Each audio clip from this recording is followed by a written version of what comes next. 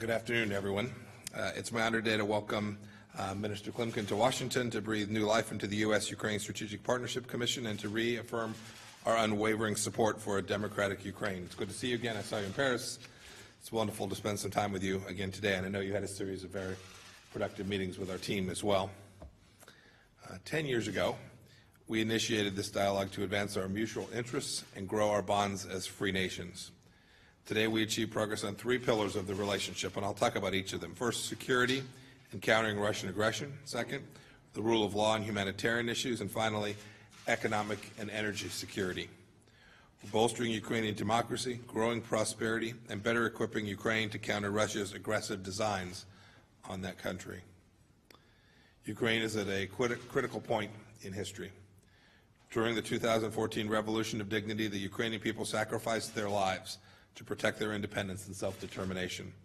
They demanded that their government maintain Ukraine's European orientation and end pervasive corruption.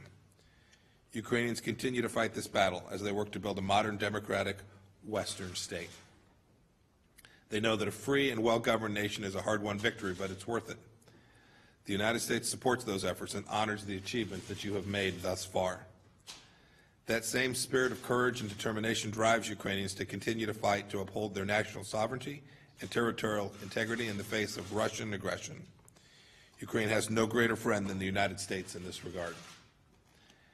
As we made clear in the Crimea Declaration this past summer, the United States will never accept Russia's attempted annexation of Crimea. We will continue to impose consequences against Russia until Moscow fully implements the Minsk agreements and returns control of Crimea to Ukraine. As a show of our resolve, just last week we imposed a new round of sanctions on the supporters of Russian aggression in Ukraine. Our dialogue today also included important discussions on the rule of law, anti-corruption, relations with neighbors, and human rights. We explored how we can work together to promote democratic principles, press freedom, and judicial independence. These are all staples of a thriving, free society. Advancing these crucial reform goals will ensure the ideals of the Revolution of Dignity are permanently woven into the fabric of a democratic Ukraine. By strengthening your political institutions, these reforms will also make Ukraine more resilient in the face of Russian aggression. And finally, we had a chance today to discuss energy security and economic reforms. We'll keep working together to stop the Nord Stream 2 project that undermines Ukraine's economic and strategic security and risks further compromising the sovereignty of European nations that depend on Russian gas. We do not want our European friends to fall prey to the kind of political and economic manipulation Russia has attempted in Ukraine since it cast off its Soviet shackles. Foreign Minister, thank you for being here today. Secretary Pompeo, dear friends, I am very glad to come to Washington to meet with you and to launch together the work of our Strategic Partnership Commission. Thanks again, Mike, for the invitation. It's a pleasure to be here. This year marks the 10th anniversary of the U.S.-Ukraine Charter of Strategic Partnership.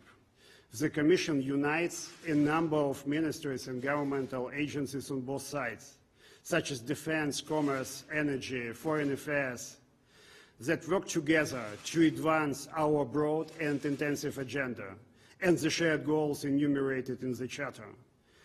We've had a very good and productive discussion today on the whole range of issues that both our countries work on. I would like to stress that our strategic partnership is based on the common values that our two countries share. And today's meeting showed once again that Ukraine and the United States have become real allies and friends. Today, our countries stand shoulder to shoulder in countering Russia's aggression. This aggression takes many forms. It's the hot war in Ukraine, where Russia occupied Crimea and parts of Donbass.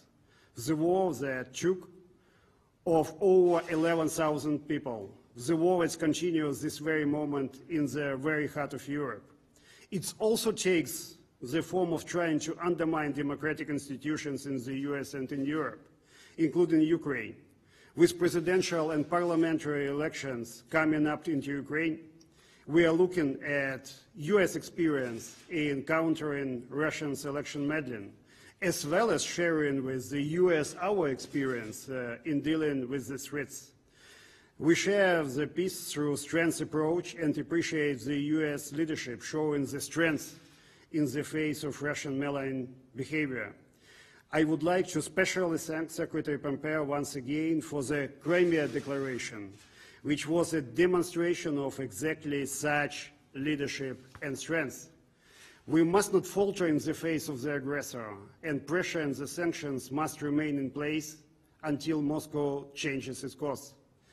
However, so far we don't see any change. On the contrary, we see Russia's subversive activities in the Sea of Azov. We see shellings of our land and lives being lost every day. We see Ukrainian citizens held as political prisoners in Russian jails. And today we discussed ways how Ukraine and the US will continue to work together to strengthen our resilience. We appreciate the US support in strengthening our defense capabilities, both through training of our military and through providing defense equipment. As partners under the Budapest Memorandum, thereby Ukraine gave up the third largest nuclear arsenal in the world. The memorandum blatantly violated by Russia. We will continue to further develop our security and defense cooperation. We will also continue to focus, including in the framework of the Strategic Partnership Commission, on strengthening, as the Secretary has just said, the rule of law in Ukraine, eradicating corruption, which is our most fundamental challenge, aside from countering Russia's aggression, and further support of our civil society. We are thankful for EU's support of Ukraine's steady progress towards eventual membership in NATO and the European Union. And we appreciate the US support and understanding that today Ukraine is defending not only territorial but also spiritual independence. So thank you again for the support of our spiritual independence and autocephaly of the Ukrainian Church. We have also talked today about further expanding and giving a boost to our trade and investment, as well as sectoral cooperation. Our trade increased 1.6 times over the past year. We can think about new ideas in this field, such as exploring the possibility of a free trade area in the future. Thanks again, Mike, for this invitation, and thank you for your very strong personal support. I look forward to welcoming you in Ukraine for the next round of our Strategic Partnership Commission in not too distant future. Thanks a lot. Thank you. Wonderful to see you.